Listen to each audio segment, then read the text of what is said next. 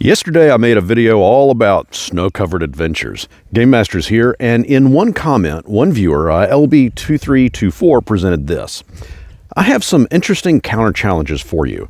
I live in Australia and snow is rare, almost non-existent on this continent.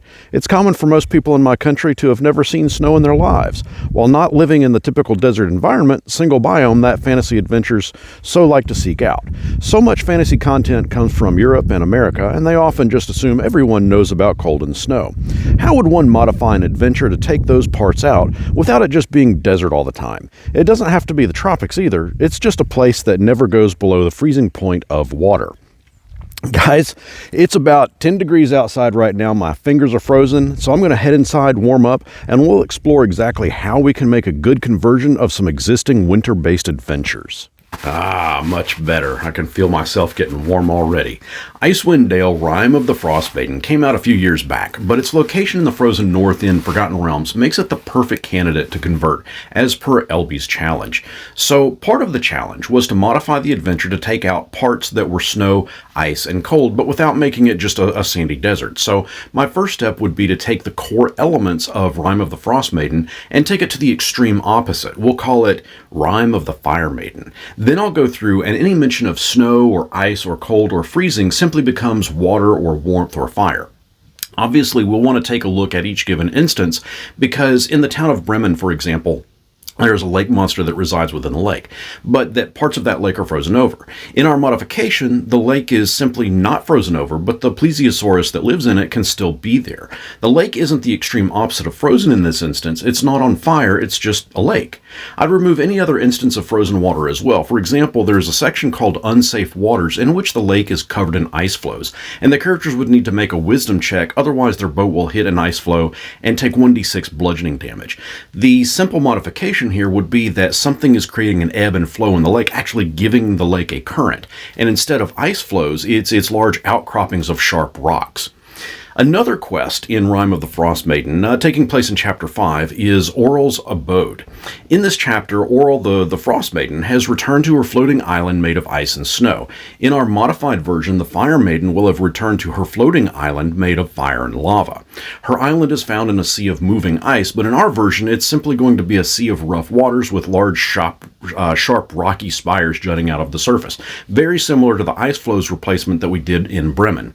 As for the environment itself, we are tasked with not making this simply a location that is full of sand. And that's easy enough. I mean, we know that part of this specific adventure takes place in the sea and then on an island, and that can be found almost anywhere along any given coast, so we can change the climate to whatever we'd like, just keeping in mind to modify anything in the adventure that pertains to snow or ice. Before I jump into the next adventure and how to convert it, I need to thank these chilly supporters. Their contributions to this channel have made it so that I didn't have to take on a sponsored ad for this video, and I cannot thank them enough. If you would like to contribute by becoming a Patreon or YouTube member, I'm getting warm now, I'll leave a link down in the description, and of course I'll add your name to this ever-growing list. In another adventure called The Frozen Sick, found in the Explorer's Guide to Wildemount, and as a standalone content piece on D&D Beyond, something is killing the people of Palebank Village. In this adventure, there are 2 vials that contain deadly blue spores that, when handled, cause a deadly disease in which the individual turns to ice. The location of Palebank Village is in the frozen north, along the north side of the Crystallands tundra, and is somewhat in a frigid area.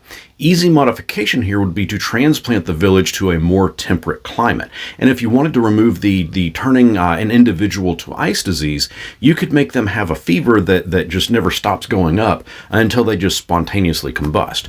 Although, I will say this, having them turn to an ice statue and then melt under the warmth of the day, that could be a fairly good mentally taxing disease for the players to have to deal with as well. There is another location close to Palebank Village known as Croaker Cave. In this cave resides giant ice frogs that have immunity to cold damage. In our version, we can easily make them giant fire toads that have immunity to fire damage instead. While this adventure is not dependent upon a harsh cold environment, there are plenty of elements that we could easily modify into and for a more temperate area. modifying a frozen-based adventure and transplanting it into an area that is more moderate in climate really isn't as difficult as it may seem. You can simply go into an extreme opposite, as mentioned, turning all elements of all ice elements into those of fire. But two, you can simply remove those frozen bits and just replace them with conditions that you may find in and around your area. For example, if I wanted the Rime of the Frost Maiden to take place in an area that was closer to a tropical location, we might alter it to be Rime of the Water Maiden, in which the cold elements are replaced with more water-based, but well above the freezing point. And it doesn't have to have dry desert sand, but of course it certainly can if you want. You could also shift the focus of an icy-filled area into that of an enchanted forest. Just replace the snowstorms with mystical mists. Replace ice trolls with treants, or go crazy and transform those frigid landscapes with those of a clockwork environment, or even something direct from the Feywild. And all of that can be done while keeping the core element of the adventure that you're wanting to convert intact. Tabletop role-playing games thrive on innovation and creativity, and of course, imagination, and it makes the game all that more memorable when you are able to break free from the traditional tropes. Not to mention that when you run across a player that has actually read the adventure that you're trying to run cover to cover, by modifying elements of it, you'll keep them guessing. By transforming icy and frozen landscapes into one of magma and fire, or as something else entirely, it's a pretty good guaranteed bet that your players will embark upon a pretty unforgettable adventure full of challenges.